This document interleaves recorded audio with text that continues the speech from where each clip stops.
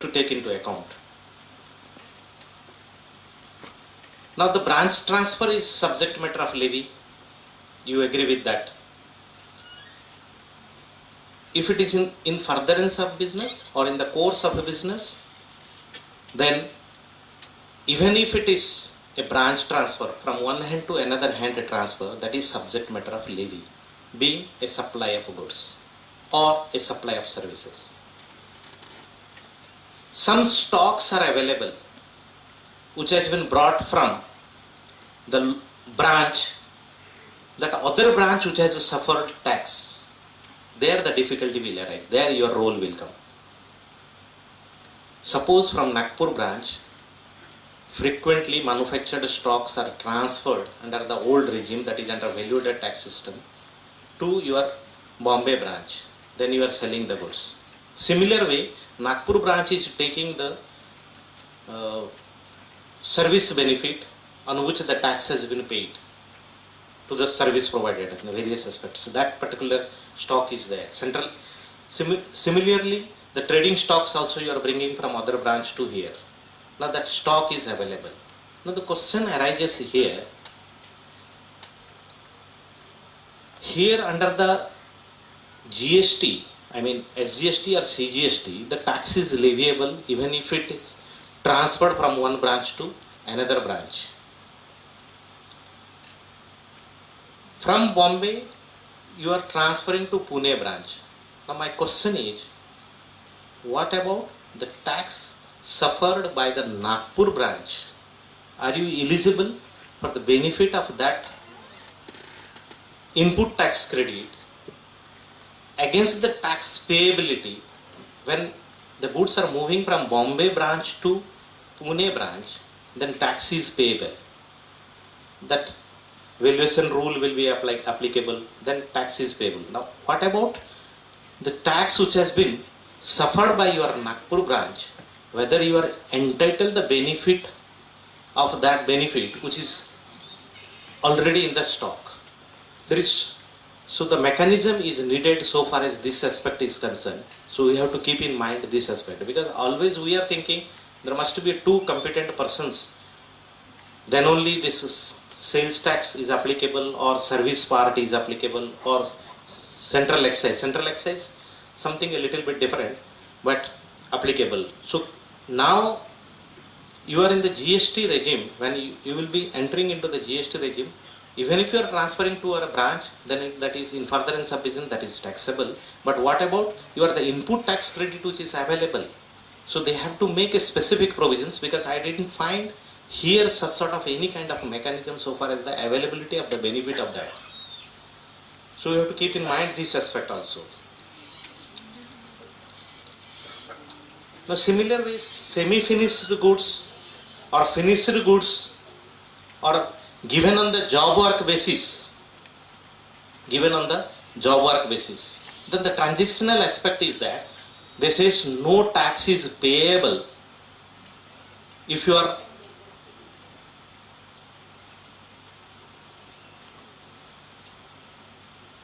so far as the transferring from one branch to another branch is concerned, a transitional aspects they have given. If the stock is transferred after the appointed day, that is on 1st April, then if the stock has already suffered tax or duty is levied under the central excise law in the earlier regime, then even if it is a branch transfer, then the transitional aspects they are keeping at the same time. If tax is suffered, that you have to prove that the duty has been paid. Then in such circumstances, no further tax is leviable on your subsequent transactions from 1st April onwards, even if that stock is transferred to your branch or if you are further selling the goods to other parties.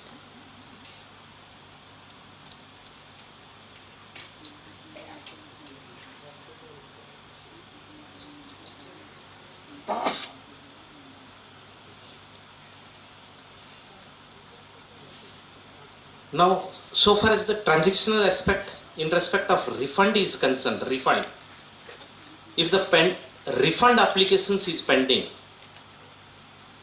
then which law will be governed?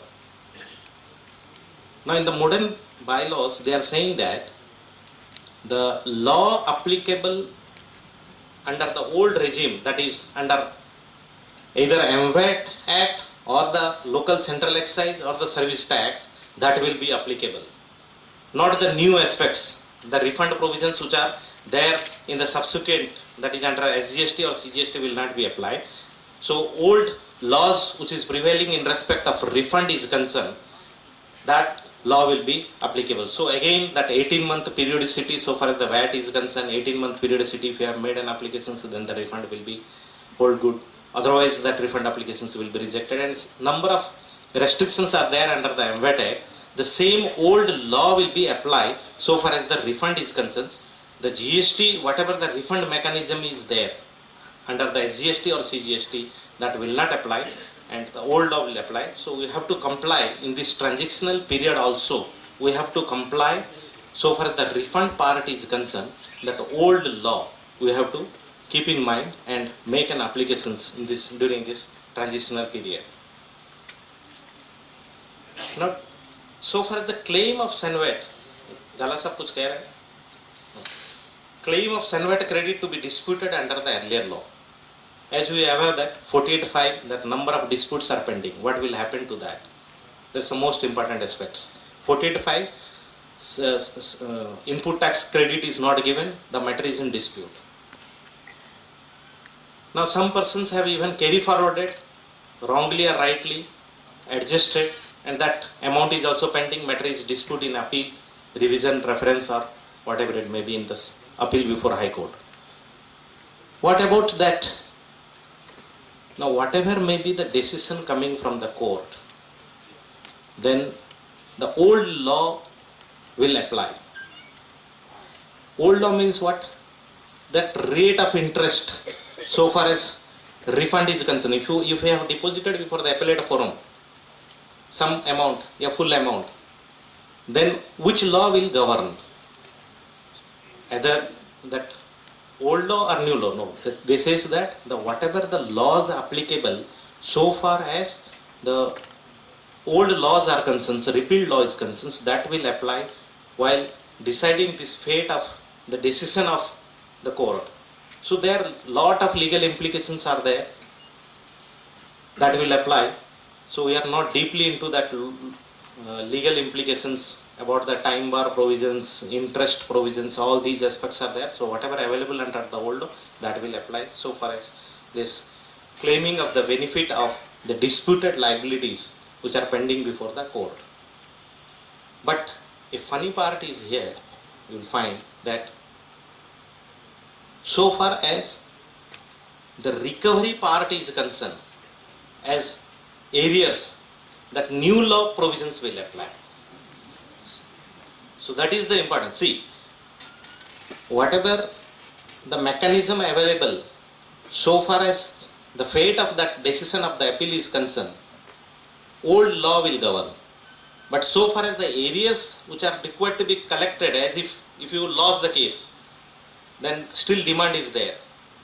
Then the mechanism, penal mechanism or whatever the recovery methods and mechanism available under the new law, that will be applicable.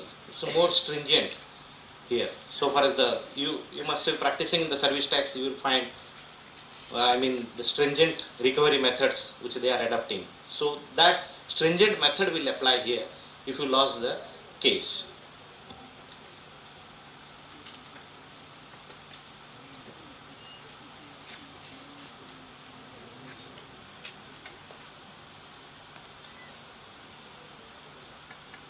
Now, treatment of long-term construction and works contracts are concerned.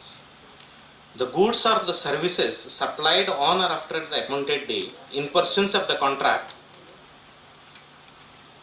Is it time?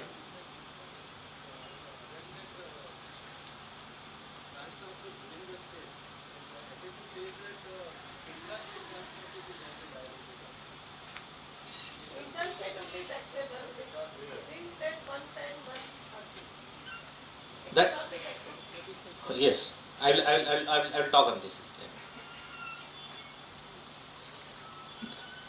Even on Friday we have discussed these aspects. One particular law is there, GST, SGST and CGST is there. There what they say is, in furtherance of a business or in the course of a business, if any transactions is done, irrespective of different persons or the same person, then the tax is leviable. In furtherance of a business or in the course of a business. There is no such charging mechanism or exemption provision exempting under the provisions, in the model bylaw at least. Now by way of a circular FAQ issued by a commissioner of the board CBDT, how far that will hold good? We have discussed this aspect also. Undoubtedly that FAQ is there. Undoubtedly FAQ is there.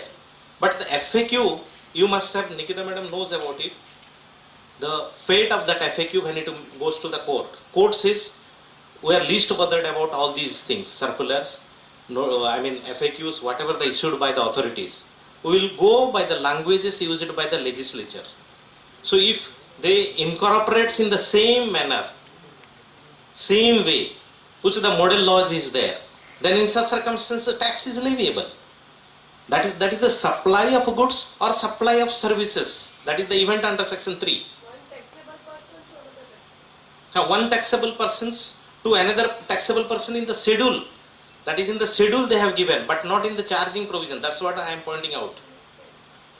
So unless they make a clear aspect in this respect, only on the basis of FAQ, I don't think so will succeed this aspect. So therefore some clear mechanism in the charging provisions they have to bring. Sir, if there are two registrations, then it is okay within the state. But if there is a single registration, then they cannot live with it. Because if there are two verticals and if you obtain two separate registration, then it is fine. Tax may be levied. But if there is only one single registration, one PAN, tax cannot be levied. Supplier and recipient, two persons are equal. No, that is correct. But what about the branch transfer then? If one single registration is there, then they cannot tax it because it is under the same PAN. But if the dealer opts for two separate registrations under two verticals, then what you say maybe they can be taxed. No, even if, so they have to bring some mechanism. What I am pointing out, they have to, in the basic charging provision under section 3, they have to bring such sort of clarifications in the charging provision. Otherwise again this chaos will be created. Simply on the basis of FAQ, the issue will not be decided. You must be aware that in the works contract regime for the builders, they have issued a number of FAQs. Now they are going backward track when the interpretations part is coming. So we should not rely on the FAQs. So the charging provisions it must be clear. Then only. Otherwise the supply of goods or supply of service is the subject matter of levy. No concept of sale. So that independent persons which are adapting on the sale of goods act. So they have to bring such sort of clear mechanism. So you have to give a thought on this. Yes, sir. Yeah, just to add, section 3 meaning and scope of supply. Schedule it is given. Read with schedule 1. Yes, schedule. Schedule 1 point number 5. Yes. It says supply of goods and or services by a taxable person to another taxable person or non-taxable person in the course or furtherance of business. But that is subject to that first line. What the first part says. You read so it's treated as supply without consideration. Supply without consideration. So branch transfers will be supply without consideration. Even if not consideration, then also that is a subject matter of levy. You will read the charging provision. Now read charging provision, section 3. Charging provision says considerations, a specific ascertained consideration is not required. That's why this transactional value provision we have, valuation rule we are bringing. What purpose we are bringing the valuation rule then? Valuation rule we are bringing when it is taken out of the factory gate that the valuation is required to be made. Even if it is to you, yourself. So for the purpose of a restricted part, this schedule is there. What will be treated as a non-consideration, which will be treated as a non-consideration for the purpose of valuation rule. I will clarify this aspect because that day we have Friday only we have discussed this in minutely, this aspect. About that self-supplies also. self-supplies. Proceed further, let us we have this opinion and charging section to be. Charging section is required to be improved very clearly, then only. Because this consideration and non-consideration part is concerned, whatever the consideration that is directly subject matter of levy, whenever you are transferring to yourself, then the valuation rule will apply and this consideration part will not, no consideration will come. For that purpose this schedule is there.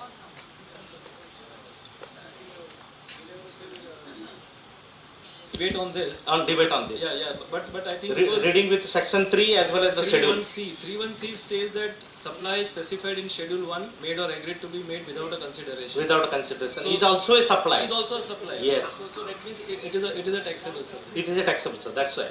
But when we go to the schedule 1, it says it is made to another taxable person. That is for the purpose of it deemed to be treated as a non-consideration, valuation rule will not apply. For that purpose. No consideration. Yeah, Otherwise, a supply for means valuation purposes, but then it has to be made to another taxable person. Let us complete the problem and let us see a golden mechanism to come. Wait and watch. so. Now, what I mean to point out that the charging provisions required a little bit clarity on these aspects. So far as he is concerned. Now, treatment of the recovered or refund in persons of an assessment or adjudication proceedings. Now, if any amount is recovered in persons of an assessment or adjudication proceeding initiated, whether before or after the appointed day under the earlier law, so any amount of tax, interest and fine penalty becomes recoverable from the tax person, the same shall be recovered as an arrears of tax under this act. That is the problem. There they are not making proper provision in consonance with the general law. What they say is that whatever the mechanism available, for example, they are bringing an interest rate at the rate of 22%, yeah, 24%. Now say we are having an interest rate 1.25%. That will not apply, which is counter to the General Clauses Act. Now under this act, this will have to apply it. If amount is recovered, disputed amount is recovered, which is recoverable and to be recovered under the new law, then the new law will apply. Yes, which is incorrect. Now treatment of the amount,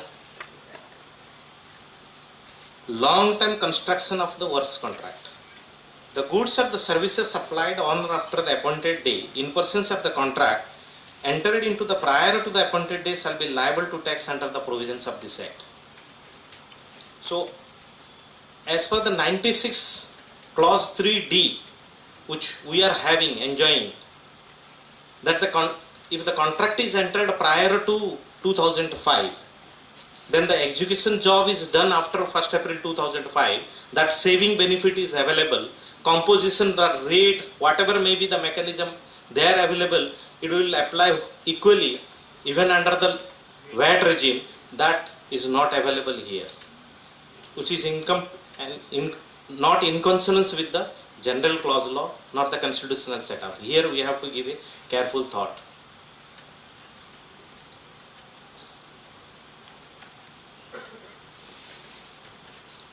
Now progressive or periodic supply of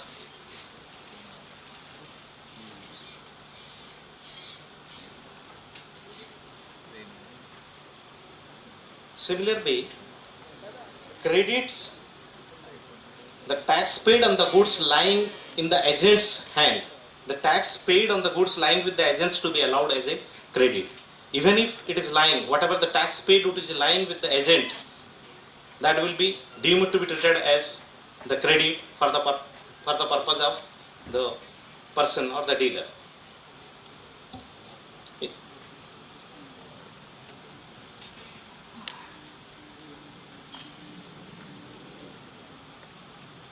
So far as this treatment of a branch transfer is concerned, we are discussing a lot on this treatment of a branch transfer. So far as the treatment of branch transfer is concerned, notwithstanding anything contrary contained in this act, any amount of input tax credit reversed prior to the appointed day shall not be admissible as credit of input tax under this act. So whatever the input tax credit available under the branch transfer, as I pointed out the Nagpur example and all these things, if you read this 62C, 162C, this says that you are not at all entitled the benefit. So you have to give a thought on this respect, whether we are eligible, whatever the Nagpur branch has paid the tax in the transitional period, whether we are entitled or not because of this restriction found in 162C. So here also a fresh look is needed before it is enacted.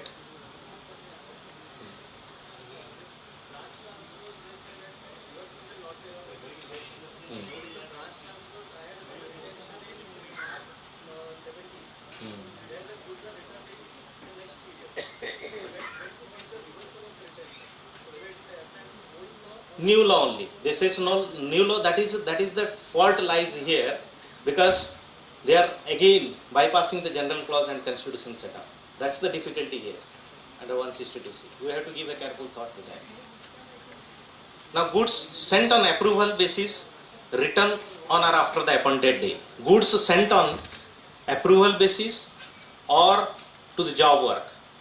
If you are bringing from either the other state or from the within the state, then that is not subject matter of levy of tax. So such safeguard is available under 162D. On approval or on sample basis, if you are sending and if it is coming, means in the old law, during the old regime, if you have sent already for job work, but some under this is that some mechanism they are going to provide within how much time limit you have to bring that job work basis, whatever given you have brought back, or whatever this you have given on approval basis. So they will provide a particular limit for both the aspects under the mechanism when they will bring. But now this is in the some FAQ or some way 6 months they are providing these aspects. That is not subject matter of levy, even if it is treated as a supply of goods or supply of services under the charging provisions. Now TDS provisions, whatever applicable under the old law, will remain as it is in this during this transactions period. What I mean to say, if you have not deducted TDS at all, you are liable to be deducted but not deducted, deducted but not paid, then in such circumstances, though new TDS mechanism we have brought under the GST law, but the old mechanism will be applicable equally. That old rate, old law, old interest rate, old that employer-employed definition, all these aspects will be applied.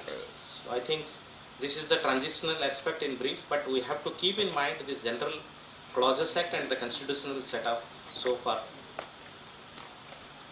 Really when applicability of the General Clauses Act will be there, unless and until specific provisions are not there, then and then only General Clauses will be applicable. Yes, sir. Or that there are provisions. So far as the saving clause aspect is concerned, no state have nor any enactment, neither under the central law or the state law. They don't have any mechanism of these aspects. That's why we are applying General Clause Act. So far as the saving is concerned, yeah, repeal provisions are concerned. Repeal or saving provision we have to take from the General Clause Act. I think I have made much more confusion to the subject, added to the confusion, instead of no, because the subject is like that only, because it is a khichdi. I have in the beginning only I told you that it is a khichdi subjects.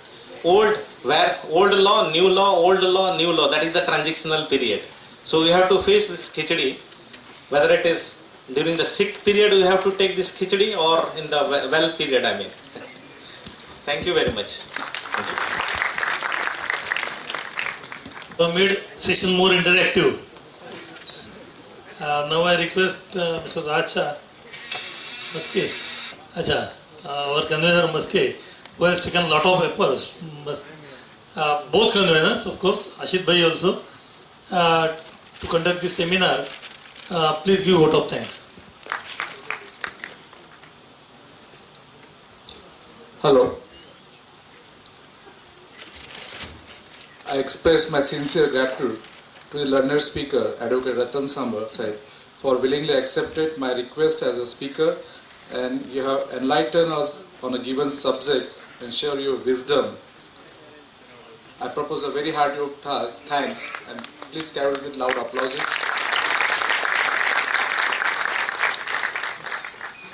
Before we conclude, there is a few announcement also. So we have arranged a seminar at Nasik. 2 minutes common vote of thanks are there, then Yes. there is a national anthem, then you will be free. Obviously. Yes, Mr. President, Dr. Shashank Don, respected Chairman Sri Vinayak Patkar Sahib, GST Committee, respected dignitaries on the dais of the dais, ladies and gentlemen. It is a matter of immense pride and privilege and a great joy for me to propose a very hearty vote of thanks on this occasion and convey my gratitude in one way or the others to make this seminar as a grand success. At the outset, I place and record my sincere gratitude to the respectable Sri P.C. Joshi Sahib, in spite of their busy schedule, have readily and wholeheartedly accepted our invitation to inaugurate the seminar as well as a speaker on first technical session. I wish to express my sincere thanks to all the learned speakers, Sri P.C. Joshi Sahib, C.A. Deepak Thakkar, C.A. Sujata Madam, Advocate C.B. Thakkar Sahib, Janak Bhai Wagani, Vinayak Patkar Sahib, Advocate Nikita Madam, and Rajat Talati Sahib, and Garkar Sahib, and Advocate Ratan Samal Sahib, who has willingly accepted our request as a speaker on the technical session and shared with their knowledge as well as wisdom with us. I will turn to the chairman as well as the president. Well, ladies and gentlemen, an event like this, 2 full day seminar, cannot happen overnight. The wheels start rolling months ago. We have decided in the month of August. It's required planning and bird's eye for every and each details. I have been fortunate enough to be backed by our chairman, Sri Vinayak Patkar Sahib, as well as our president, Dr. Don Sahib. Kindly give them big applauses. Friends, in this kit you are getting 2 books. That is a compilation of GST model law, rules, format, and FAQs. And you also given one separately, the speaker study material. The lot of effort taken by our Vice President, Sri C.A. Pranobhai Kapadia.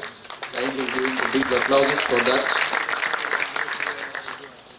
Yes, my co-colleague Ashit Bhai also. Yes. I shall be failing in my duty if I do not express my gratitude to our managing committee members as well as GST committee members for their perfect support and their enormous cooperation in the organizing this seminar. I am very much thankful Messrs. Finance Graphic and Prints Private Limited for designing, printing, bringing out these 2 booklets in very short time. I am also thankful to Sri Avinash Oza, a caterers, for his delicious food.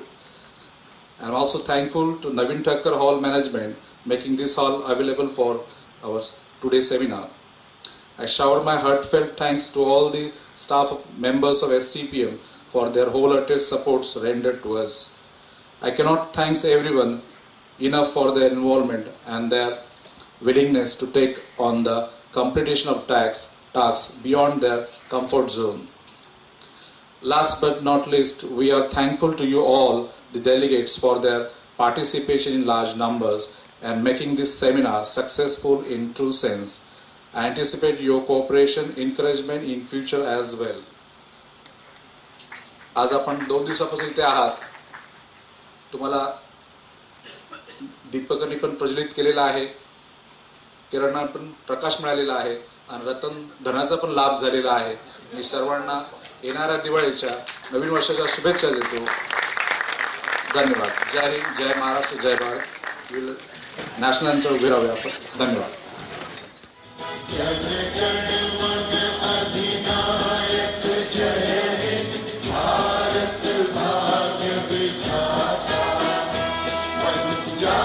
Siddha